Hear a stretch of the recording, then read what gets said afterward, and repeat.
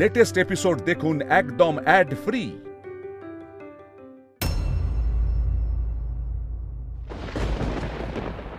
আজ আমি অনেক দিন পর তোমার কাছে এলাম।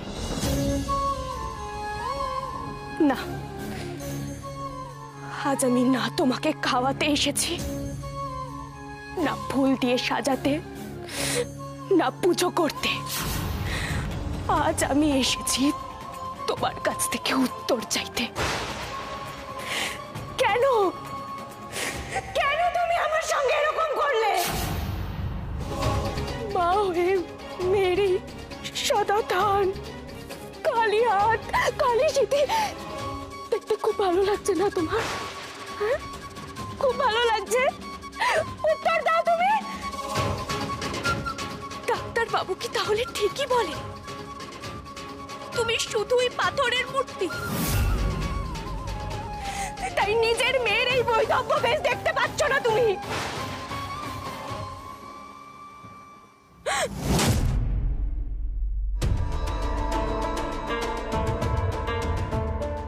একদম ঠিক, একদম ঠিক বলেছো তুমি গৌরী। তোমার মা তার সন্তানের সঙ্গে এরকম করলো কি করে? তোমার এত বড় সর্বনাশ করলো কি করে গৌরী? তোমার এই বেশ ছি ছি ছি ছি ছি ছি। আসলে দোষটা তোমার নয় গৌরী, ছোটবেলা থেকেই বিধাতা তোমার কপালে দুর্ভাগ্যই লিখে দিয়েছে।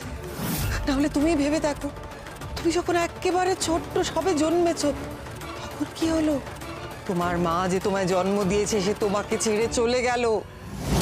তারপর যারা তোমাকে আশ্রয় দিল তাদের জন্য তুমি কি করতে পারলে? কিচ্ছু না।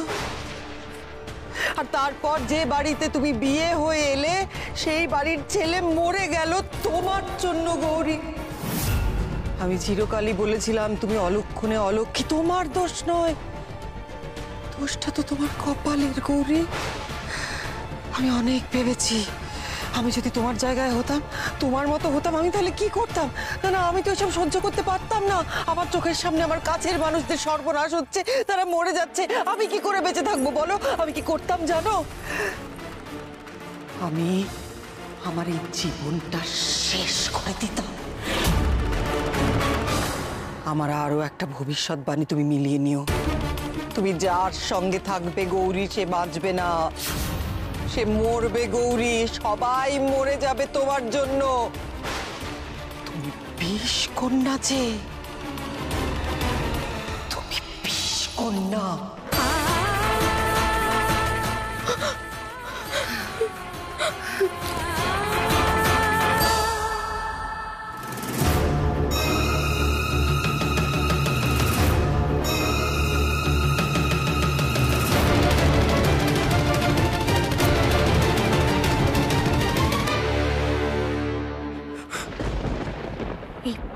প্রথম বোধহয় শৈলমা সত্যি কথা বলল। সত্যি তো, আমি বেঁচে থেকে কি করব?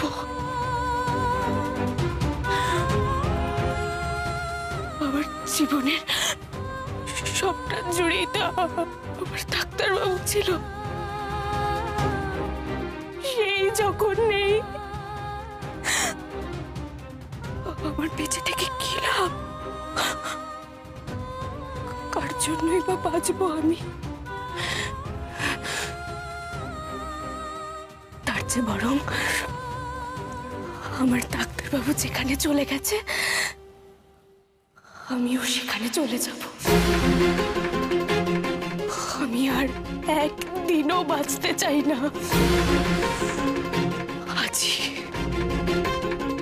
আজই আমি আমার জীবন শেষ করে দেব। ঈশানের আত্মার শান্তির জন্য তো ক্রিয়াকর্ম কিছু করতেই হবে।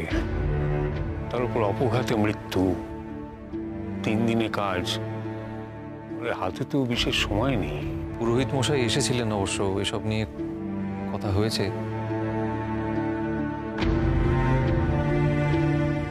হায় মা, হায়। তোমরা আমাকে এত ভালোবাসো, সবসময় এত আগলে রাখো। আমি জানি না, আমি জানি না কি করে এই ঋণ শোধ করবো গো। হঠাৎ এসব কথা বলছিস কেন তুই? চিন্তা করছিস কেন? আমরা তো আছি, তোর পাশে আছি। চলো চা।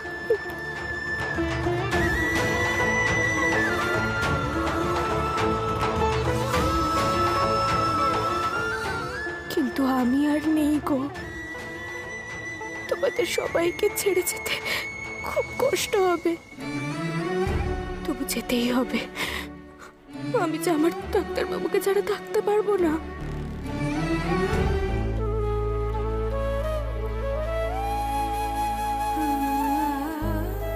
বাবা, আমি মনস্থির করে নিয়েছি,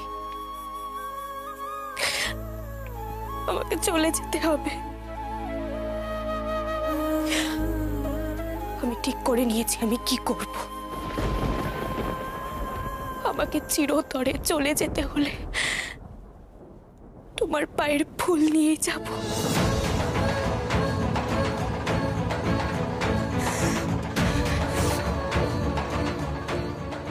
শোনো, বাবার কাছ থেকে কটা ধুতরো ফল আর ফুল দাও না।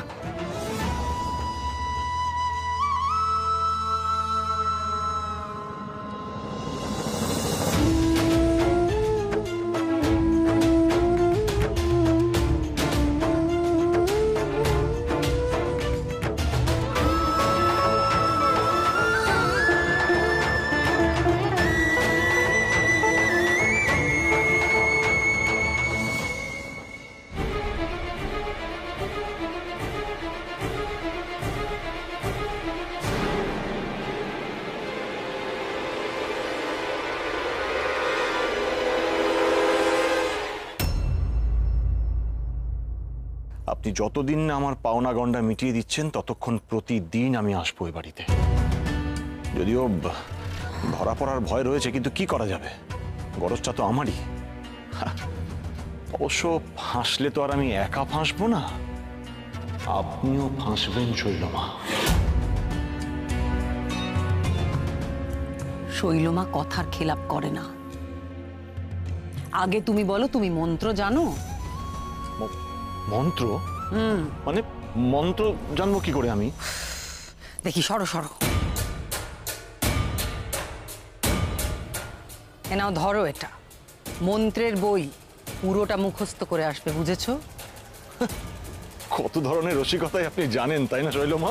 মূর্খের মতো কথা বলো না। আমি তোমার টাকা ফিরিয়ে দেওয়ার ব্যবস্থা করছি।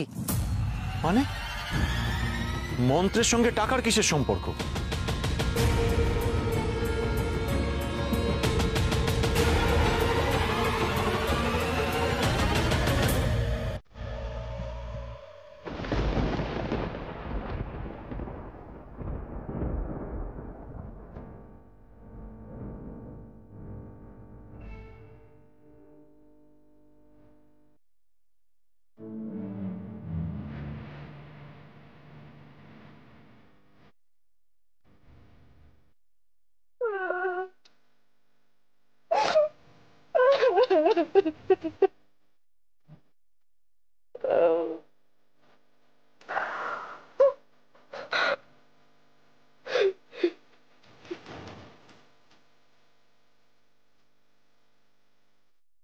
বৌদি,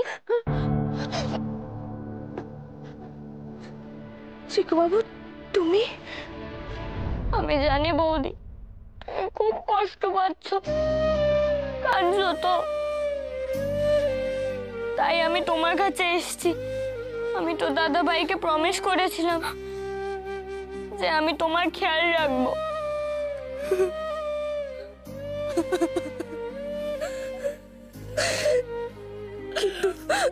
কিন্তু আমরা তো তোমার দাদা ভাইকে ধরে রাখতে পারলাম না চিকুবাবু, পারলাম না।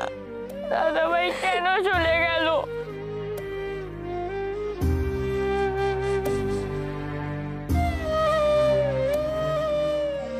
দাদা ভাই কেন চলে গেল? শোনো চিকুবাবু,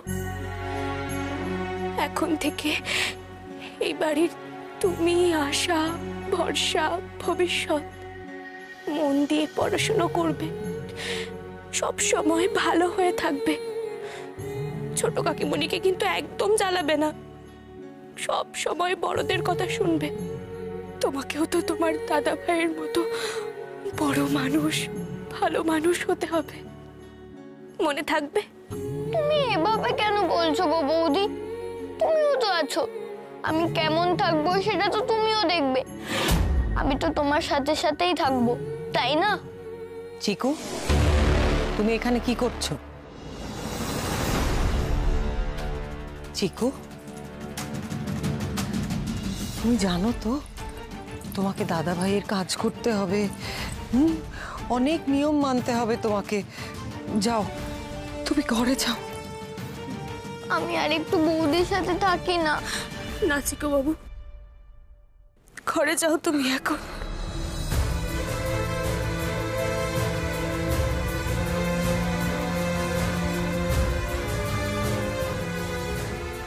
আমার একটাই দুঃখ, আমার ভাই বোন মা বাবাকে যাবার আগে শেষ দেখা দেখে যেতে পারলাম না। মনে তো হচ্ছে আমার কথায় কাজ হয়েছে, কিন্তু এখন প্রশ্ন হলো মরার পরিকল্পনা কবে করেছে ও? গৌরী, আমি জানি আমি তোমাকে যে কথাগুলো বলেছি তোমার খুব কষ্ট হয়েছে, আমি জানি, কিন্তু কিন্তু যেটা সত্যি আমি তো সেটাই তোমাকে বলেছি। বলো না শৈলমা, আমি স্পষ্ট করে বুঝতে পারছি আপনি কি বলছেন। আপনি একেবারে ঠিক কথাই বলেছেন। আমি সেটাই করব যেটা আমার করা উচিত। আমি বেশি দেরিও করব না। কথা শুনে তো মনে হচ্ছে গৌরী আর দেরি করবেই না, আজই মরবে গৌরী। না না, ওকে চোখে চোখে রাখতে হবে যাতে ওকে কেউ বাধা না দেয়। খুব খারাপ হলো ছেলেটার মেয়েটার সঙ্গে। জানি না মায়ের কি বিচার, কিন্তু বল, ওরা তো দুজনে কখনো কারোর কোনো ক্ষতি চায়নি। বল, দুজনের মধ্যে কত মিল ছিল, তাই না বলো মা? আমার এখন সব থেকে বেশি চিন্তা কি জানিস তো মুক্তা? গৌরীটার যা মনের অবস্থা না, ও না কিছু একটা ভুলভাল সিদ্ধান্ত নিয়ে নেয় তাহলে তো। বাহ, তোমাদের হলো কি? দুজনে মিলে একেবারে শোকে স্তব্ধ হয়ে গেছো দেখছি। তুমি এসব কি বলছো বলো তো? দাদাভাই নেই, তোমার কি একটুও কষ্ট হচ্ছে না? সত্যি তো কষ্ট পেয়েছি, শোকও হয়েছে, ভাইপো বলে কথা। ব্যাস, ওই একটা জিনিস নিয়ে পড়ে থাকলে চলবে? বলতে গেলে ঈশান চলে গেছে একদিকে ভালোই হয়েছে। এই কথাটা তুমি মুখে আনতে পারলে? বাড়ি শুদ্ধ সবাই তো ঈশান বলতে একেবারে অজ্ঞান ছিল, তার মধ্যে বাড়ির বড় ছেলে বলে কথা। ঈশান চলে গিয়ে এখন আমার রাস্তা পুরো ক্লিয়ার। চিকু এখন অনেক ছোট, ওখানে ভাবনা চিন্তা করার কোনো দরকার। এই সময় তুই আর পলা, তোদের নামে সবটা করে নিতে হবে। তুমি একটা মানুষ, আমি এত দিন ধরে তোমার বাপের ভাগী হয়েছি, খুব ভুল ছিল সেটা। যে ছেলেটা মেয়েটা এই বাড়ির জন্য সব সময় ভালো চেয়েছে, নিজের কাকা হয়ে তুমি তুমি শানের সম্পর্কে এইরকম বলছো, তোমার একটু খারাপ লাগছে না? এই সব সম্পত্তি আমার চাই না। এই সম্পত্তি দিয়ে যদি দাদা ভাইকে কোনোভাবে ফিরিয়ে আনা যেত না, তাহলে আজ আমি সেটাই করতাম। এই চুকাতা, ঈশানের চলে যাওয়া আর গৌরীর শোকে পাথর হয়ে যাওয়া সাপে ভর হয়েছে আমার জন্য। আমি এবার সহজেই আমার আখির গুছোতে পারবো। যেভাবেই হোক গৌরীকে দিয়ে সাইন করাতেই হবে। সাইন করাতে পারলেই ব্যাস, সব আমার হাতের মুঠোয়।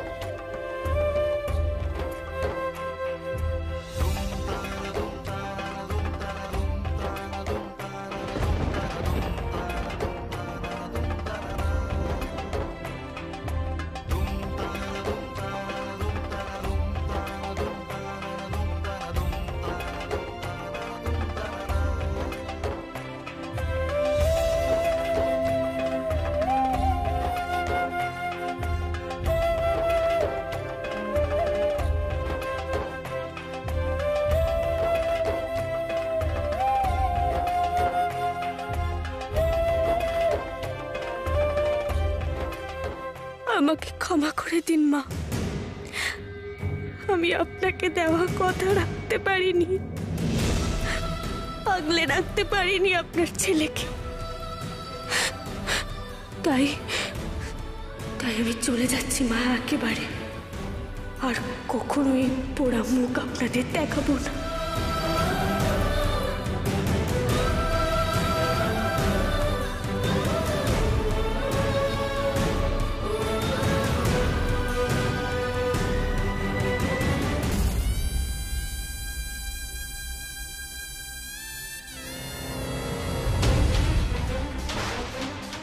আমি জানতাম আজ রাতেই গৌরী কিছু একটা করবে, সেই জন্যই ওর উপর নজর রাখছি তো।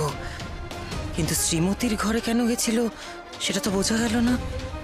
আর এখনই বা কোথায় যাচ্ছে ও? ঘরে? সেখানেই কি কিছু করবে নাকি? আমাকে তো দেখতেই হবে সবটা। ডাক্তারবাবু, আমি সবাইকে সবকিছু বলে দিয়েছি গো। সবাইকে বিদায় জানানো হয়ে গেছে। শুধু একবার আমার মাকে দেখতে পেলে খুব ভালো হতো।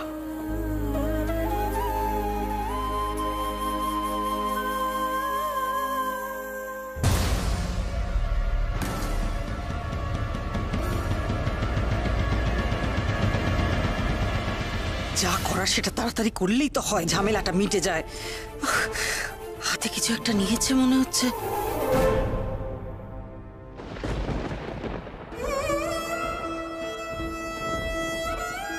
আমি তোমার কাছেই আসছি গো ডাক্তারবাবু। আর কখনো তোমাকে ছেড়ে যাব না। স্বামী স্ত্রীর সম্পর্ক তো জন্ম জন্মান্তরের। তুমি বলেছিলে না আমরা কখনো আলাদা হব না। আমিও যে তোমাকে ছেড়ে থাকতে পারবো না গো ডাক্তারবাবু।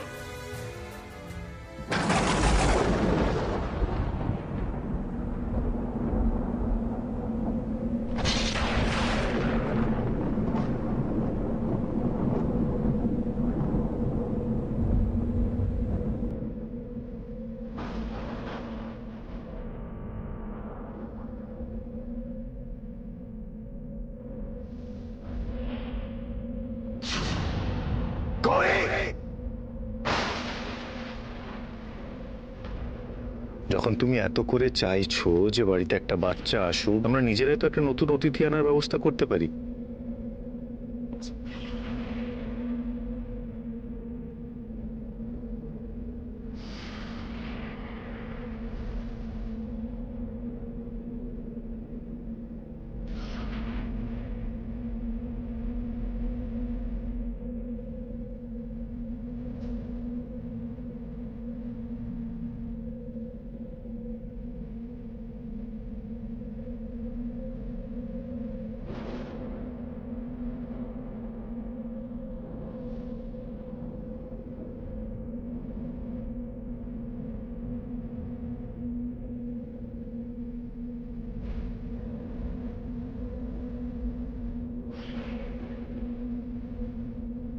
তোমার স্মৃতিটুকু আমার কাছে রইল ডাক্তারবাবু।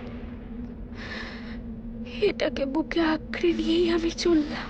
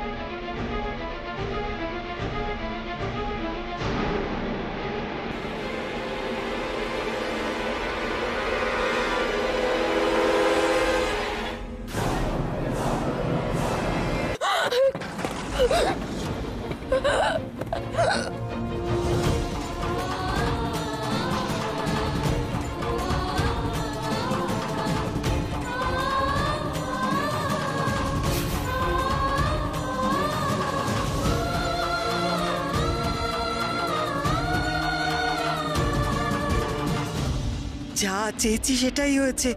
গৌরীটা বিষ খেয়ে মরেছে। আমার দুটো পথের কাঁটা সরে গেছে। ঈশানের পর গৌরী। ও আমার যে কি আনন্দ হচ্ছে, এতদিন পর আজ রাতে আমি শান্তিতে ঘুমোবো। ঘুম পাড়ানি মাসি পিসি মোদের বাড়ি এসো।